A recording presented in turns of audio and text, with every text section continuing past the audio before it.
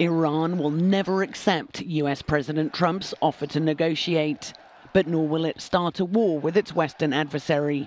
That's the message from the country's supreme leader, Ayatollah Ali Khamenei.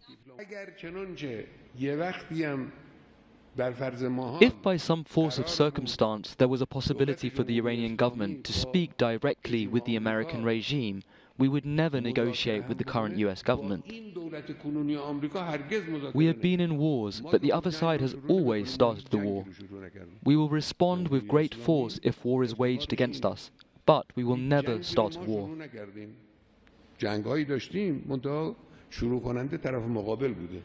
Tehran also unveiled a new generation of its short-range ballistic missiles, defying US demands to curb the weapons program. Khamenei saved some harsh words for his own government. He said better economic management would have allowed Iran to resist the reimposition of American sanctions earlier this month.